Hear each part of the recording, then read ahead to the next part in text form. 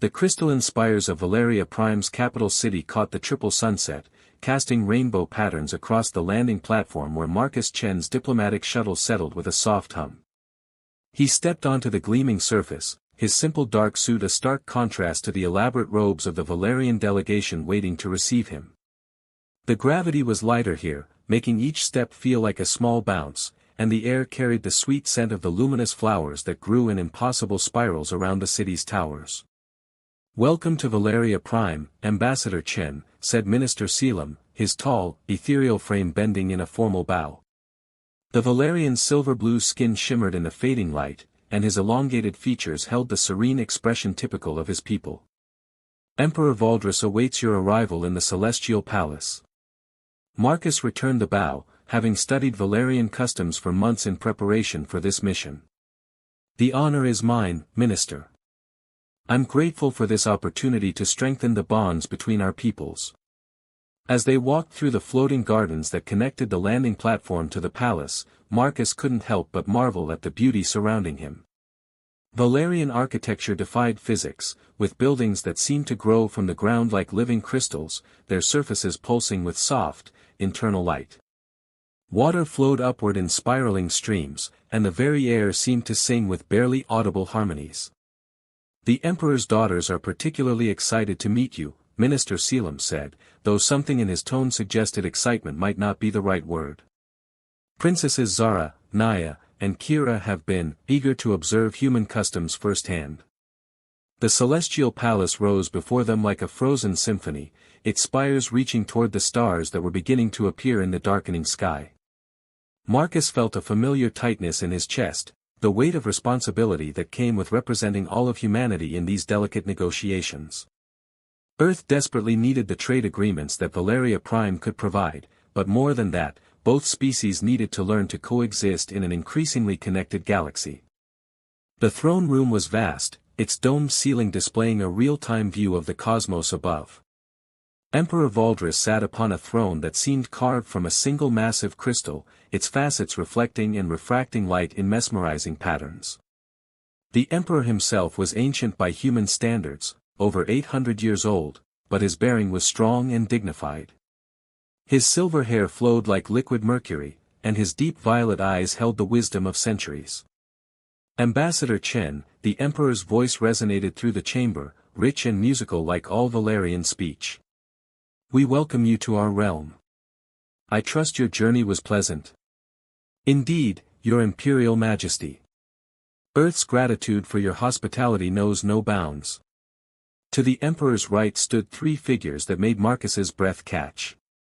The emperor's daughters were even more beautiful than the holographic briefings had suggested. Princess Zara, the eldest, carried herself with regal poise, her pearl-white skin seeming to glow with inner light, her long silver hair braided with starlight gems. Princess Naya, the middle daughter, had skin like polished jade and eyes that sparkled with keen intelligence. Princess Kira, the youngest, was vibrant and animated, her golden skin and copper hair giving her an almost fiery appearance. "My daughters," Emperor Valdris gestured toward them with obvious pride. "They are eager to learn about human culture." Princess Zara stepped forward, her movement fluid and graceful. "Indeed, we are fascinated by your species, Ambassador. Tell me, is it true that humans live such brief lives that you barely have time to achieve wisdom?" The question, delivered with a sweet smile, carried a subtle barb that Marcus recognized immediately. He had expected this, the briefings had warned him about Valerian attitudes toward human longevity. "We do live shorter lives than your people, your highness," Marcus replied evenly. "But perhaps that brevity gives us a different perspective on the value of each moment." Princess Naya laughed, a sound like silver bells. "How charmingly primitive. Do you really believe that 60 or 70 years can compete with centuries of accumulated knowledge and experience?" "I believe that wisdom comes not from the number of years lived, but from how fully one lives each year," Marcus answered, maintaining his diplomatic composure despite the growing tension in the room. Princess Kira circled him slowly, her golden eyes appraising. "And what of human emotions? We've heard they're quite volatile. Is it true you're driven by impulses rather than logic?" Marcus felt heat rise in his cheeks but kept his voice steady. Human emotions are indeed strong, Princess. We consider them a source of strength, not weakness. They drive us to great achievements and deep connections. Deep connections? Princess Zara's laugh was like ice crystals breaking. What depth can there be in such fleeting relationships? When we form bonds, they can last millennia. The Emperor's expression remained neutral, but Marcus caught a flicker of something, disappointment, in those ancient violet eyes. The test was clear: how would the human diplomat handle the casual cruelty of his daughter's words? Perhaps, Marcus said carefully, the temporary nature of human relationships makes them more precious, not less. We treasure what we know we cannot keep forever. Princess Naya stepped closer, her jade skin shimmering. How poetic. But poetry is hardly a foundation for meaningful discourse between civilizations. Tell me, Ambassador, what exactly do humans have to offer beings who have mastered the very fabric of space and time? The question hung in the air like a challenge. Marcus looked at each princess in turn, seeing the mockery in their expressions, the casual dismissal of his entire species. But he also saw something else, a kind of lonely superiority, as if their very perfection had isolated them from the joy of discovering something new. We offer perspective, Your Highness. The universe looks different when you know your time in it is limited. We offer passion, urgency, the drive to make every moment count. And perhaps most importantly, we offer the chance to see your own magnificence through fresh eyes. Emperor Valdris leaned forward slightly, his interest clearly piqued. Elaborate, Ambassador. Your people have achieved wonders that humans can barely comprehend. But when you've lived for centuries, when such beauty is commonplace, how do you continue to see the miracle of it? Sometimes it takes an outsider, someone who has never seen water flow upward or cities that sing in harmony, to remind you of the extraordinary nature of your everyday existence. The throne room fell silent. Princess Zara's expression had shifted from amusement to something more complex, perhaps irritation that her prey had not reacted as expected. Princess Naya's intelligent eyes were studying him with new interest, as if he were a puzzle she suddenly wanted to solve. Princess Kira had stopped circling and was watching him with an expression that might have been respect. Interesting, Emperor Valdris murmured. And what would you ask in return for this, perspective? Partnership, Your Majesty. Not subservience, not worship, but genuine cooperation between equals. Different, yes, but equals in our shared desire to explore, to grow, to build something greater than either species could achieve alone. Princess Zara's composure cracked slightly. Equals. You speak of equality between mayflies and mountains. I speak of equality between conscious beings who choose to respect each other's unique gifts, Marcus replied, his voice carrying a subtle edge of steel beneath its diplomatic calm. The Emperor rose from his throne, his movement causing the crystal to resonate with a deep, musical note. Fascinating. You will be our guest for the duration of these negotiations, Ambassador. I trust my daughters will ensure you have every opportunity to share your perspective. As the formal audience concluded and Marcus was escorted to his quarters, he caught the princesses exchanging glances. He had the distinct feeling that their mockery had only just begun. His chambers were luxurious beyond anything he had experienced, walls that shifted color with his moods, furniture that adjusted to his body's needs, windows that opened onto gardens that defied gravity. But as he stood on the balcony looking out at the impossible beauty of Valeria Prime, Marcus felt a familiar loneliness settle over him. He was thousands of light years from Earth, surrounded by beings who viewed him as a curiosity at best, a pest at worst. The weight of representing his entire species pressed down on him, and for a moment, he allowed himself to feel the full burden of it. Tomorrow would bring new challenges, new opportunities for the princesses to demonstrate their superiority. But Marcus had faced worse things than wounded pride. He had lost everything once before, his family, his home, his entire world as he knew it, and he had learned that sometimes the greatest victories came not from fighting back, but from refusing to let others' cruelty diminish your own humanity. As the first of Valeria Prime's 3 moons rose over the singing city, Marcus made a quiet promise to himself. He would endure whatever tests these proud princesses devised. He would find a way to build bridges between species, no matter how wide the gulf seemed. What he couldn't have known was that his greatest challenge would not be winning the respect of the Valerian people, but learning to love 3 women who had been taught to see him as less than worthy of their notice. The game was just beginning. The formal dining hall of the Celestial Palace stretched before Marcus like a crystalline cathedral, its vaulted ceiling alive with swirling galaxies that mirrored the real cosmos beyond. 3 weeks had passed since his arrival on Valeria Prime, and the negotiations had proceeded smoothly despite the constant undercurrent of tension created by the Emperor's daughters. Tonight's feast was meant to celebrate the preliminary trade agreements, but Marcus found himself dreading the evening ahead. Each formal dinner had become a theater of subtle humiliation, with the 3 princesses competing to see who could deliver the most cutting remarks while maintaining perfect royal composure. Ambassador Chen, Princess Zara's voice carried across the hall as he approached the high table. She wore a gown that seemed woven from starlight itself, the fabric shifting between silver and pearl with each movement. How delightful that you could join us for another evening of cultural exchange.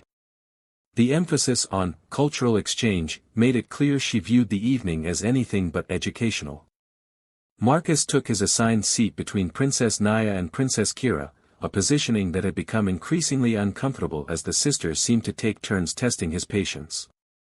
"Tell me, Ambassador," Princess Naya began, her jade fingers delicately lifting a crystal goblet filled with something that glowed like liquid aurora, "have you given any thought to what you'll do when these negotiations conclude? I imagine the brief attention span of your species makes long-term planning rather challenging." Marcus sipped his own drink, a Valerian wine that tasted like summer rain and starlight. "Actually, Your Highness, I've been invited to establish a permanent embassy here. If our peoples are to truly understand each other, it requires more than brief diplomatic visits." Princess Kira laughed, the sound like wind chimes in a gentle breeze. "Permanent? But surely you'll want to return to Earth too. What is it humans do? Reproduce frantically before your inevitable decline into senescence." "I'm in no hurry to reproduce, Princess," Marcus replied mildly. "Though I understand the concept might be foreign to beings who view relationships as academic exercises in longevity." The barb hit home. Princess Zara's pearl skin flushed with a faint pink luminescence, while Princess Naya's jade eyes narrowed dangerously.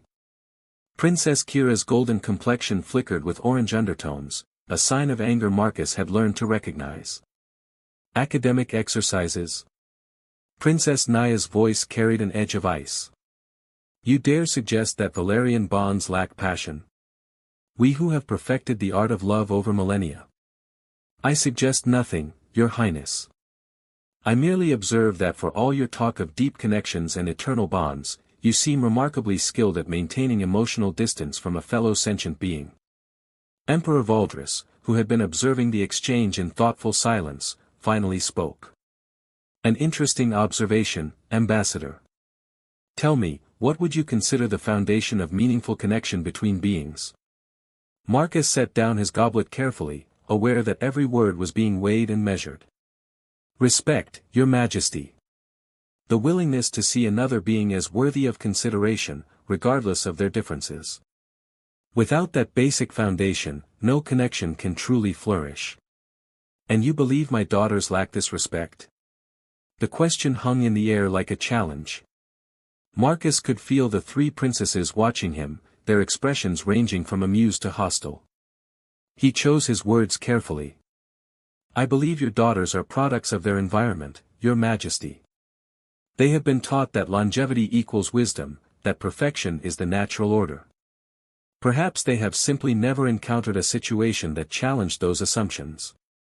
Princess Zara stood abruptly, her chair scraping against the crystal floor.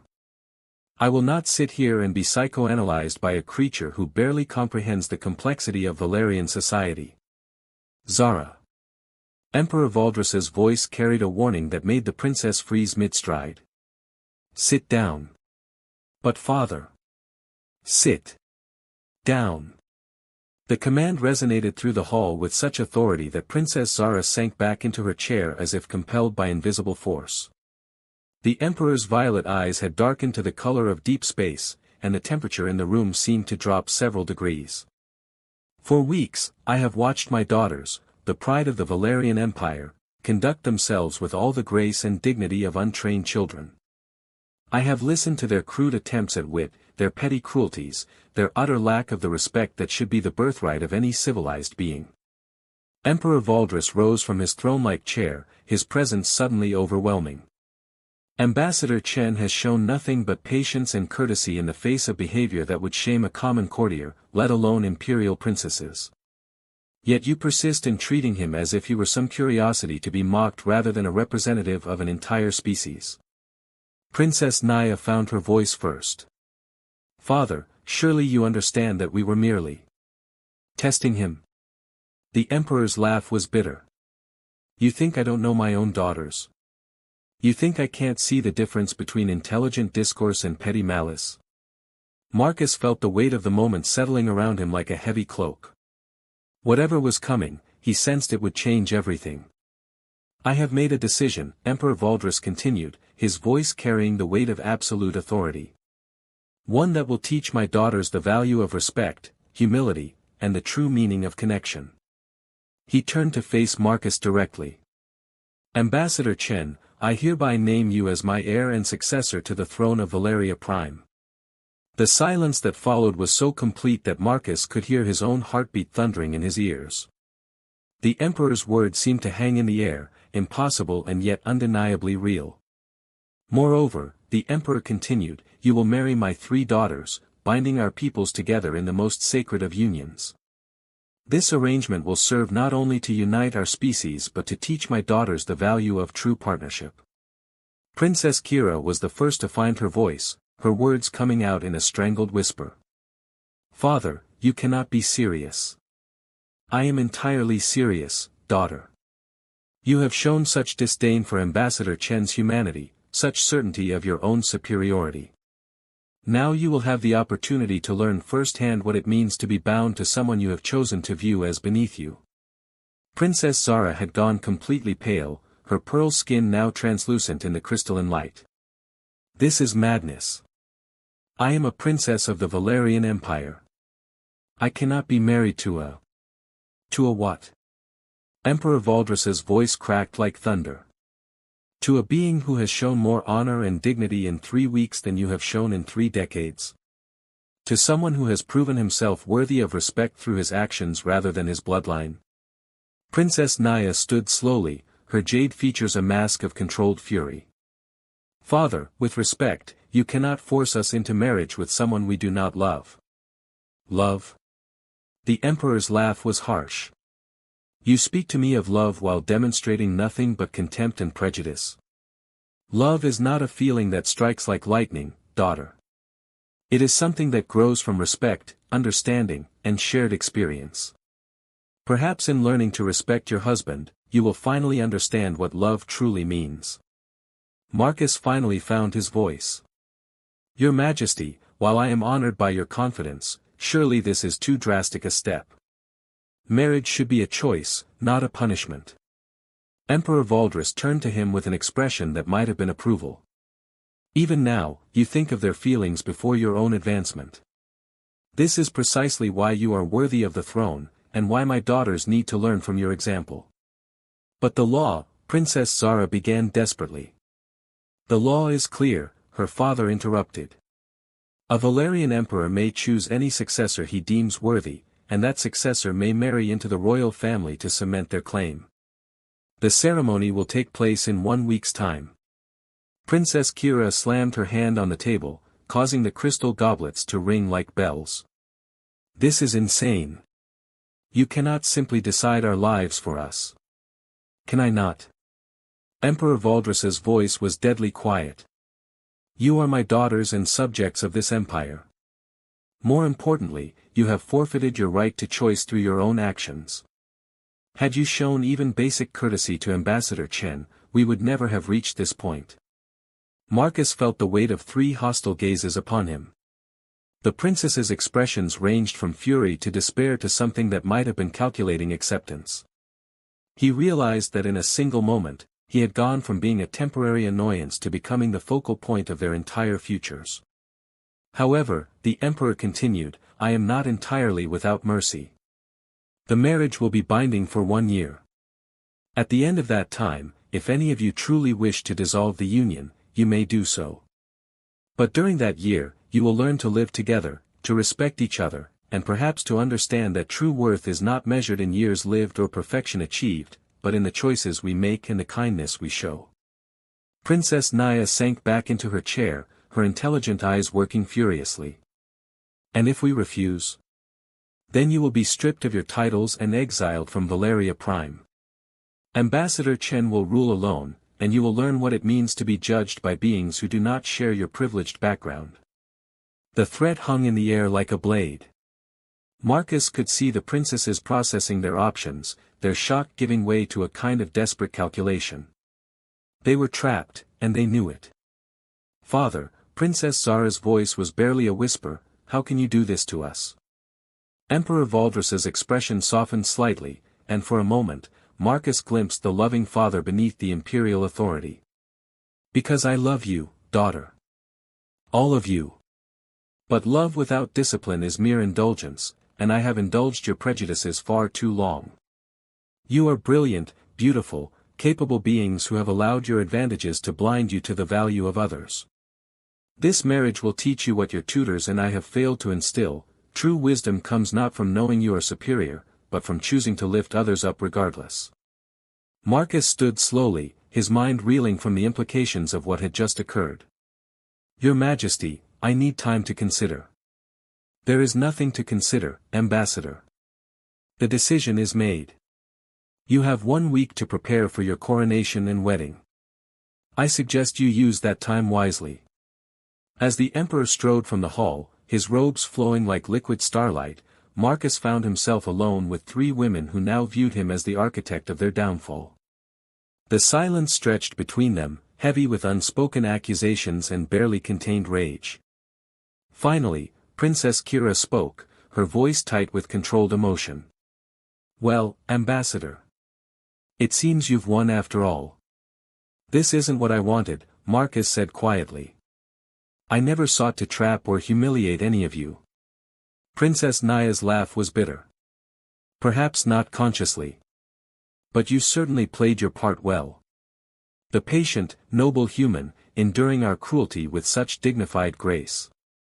How could father resist such a compelling performance? It wasn't a performance. Wasn't it? Princess Zara stood, her pearl skin now glowing with inner fire. You stood there taking our insults, never fighting back, never defending yourself properly. You let us make ourselves look like monsters while you remained the perfect martyr. Marcus felt a flare of anger, the first real emotion he'd allowed himself to show since arriving on Valeria Prime. You want to know why I didn't fight back? Because I've seen what happens when beings with power use it to crush those they see as lesser.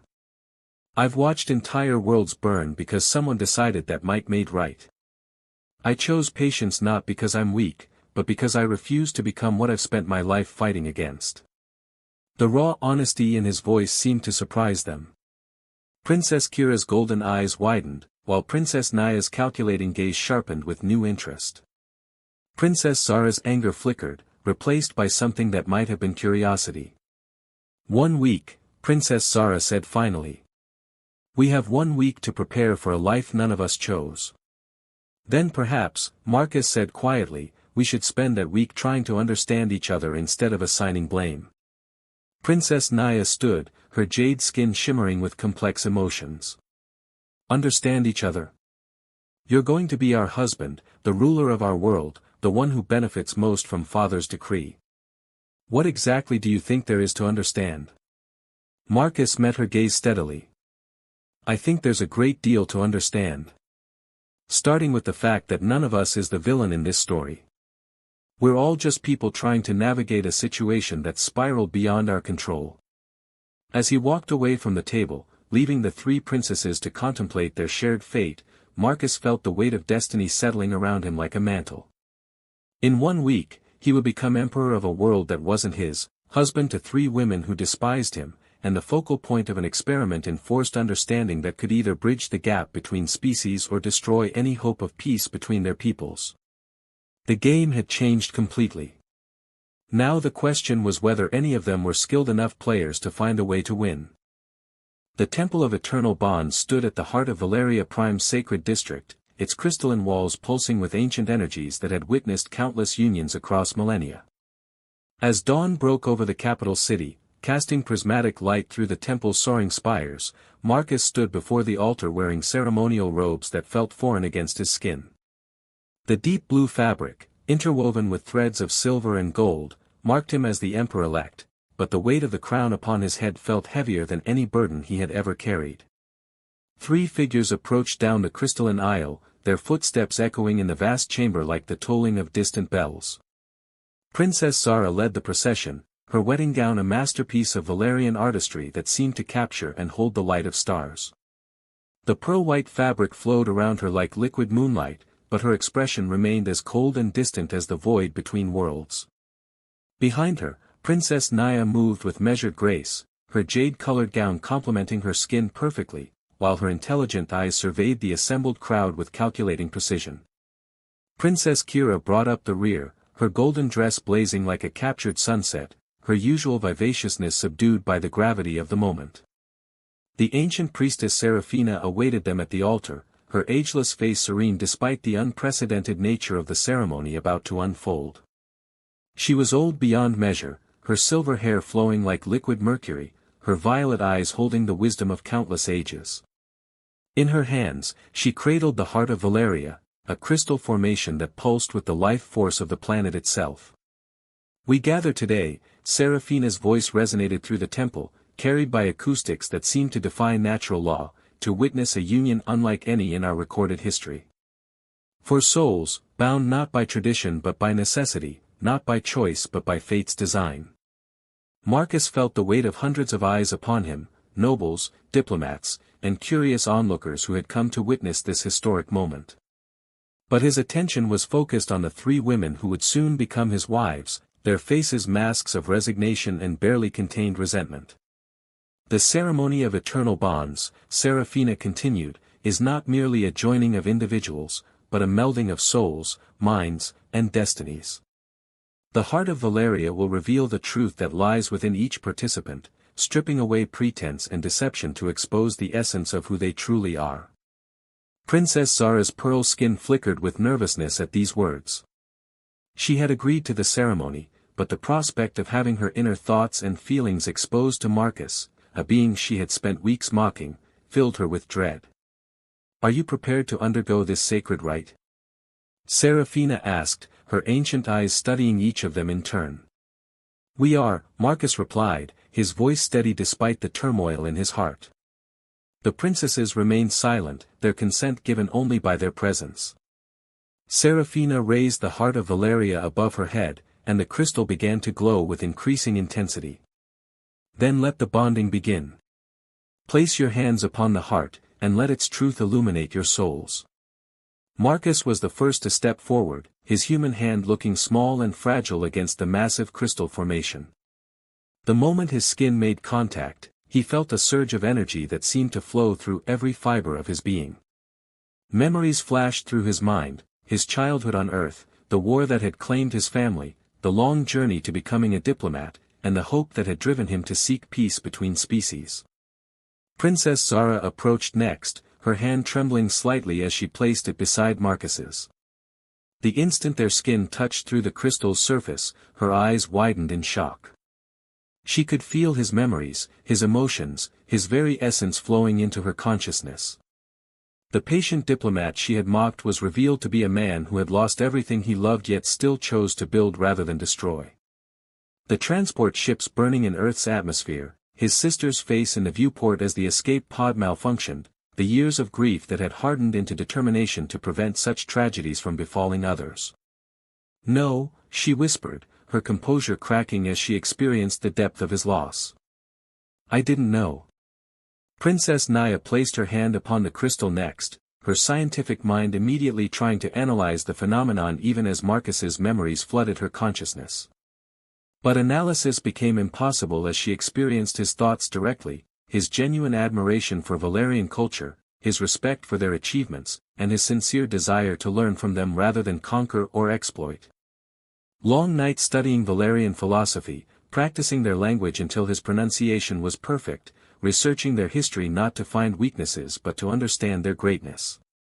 "You truly meant it," she breathed, her jade eyes filling with tears she hadn't shed in decades. "Every word you spoke about perspective and partnership, you believed it all." Princess Kira was the last to join the circle, her golden hand shaking as she touched the heart of Valeria. The rush of Marcus's memories hit her like a physical blow, but it was his emotions that undid her completely. Beneath the diplomat's calm exterior lay a man who felt everything deeply, his loneliness, his determination, his quiet courage in the face of mockery and humiliation. Standing alone on the observation deck of his ship, looking out at the stars and wondering if he would ever find someone who could see past his humanity to the person beneath. "We've been so cruel," she sobbed, her usual fire replaced by genuine remorse. "So thoughtlessly, carelessly cruel." But the ceremony was far from over. As the four of them stood connected by the heart of Valeria, the crystal began to pulse with increasing intensity. Seraphina's voice rose in the ancient words of binding, and suddenly Marcus found himself experiencing the princess's memories and emotions as clearly as they had experienced his. From Princess Zara came a lifetime of pressure and expectation. As the eldest daughter, she had been groomed from birth to be perfect, to represent the pinnacle of Valerian achievement. Every mistake had been catalogued, every flaw scrutinized, until she had learned to hide her vulnerabilities behind a mask of cold superiority. A young Zara, barely past her first century, weeping in her chambers after a tutor's harsh criticism, her mother's gentle voice explaining that perfection was the burden of royalty, that weakness was a luxury she could never afford.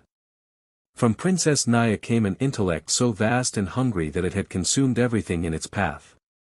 Her brilliant mind had solved equations that had puzzled scholars for millennia, but her intellectual achievements had isolated her from emotional connections.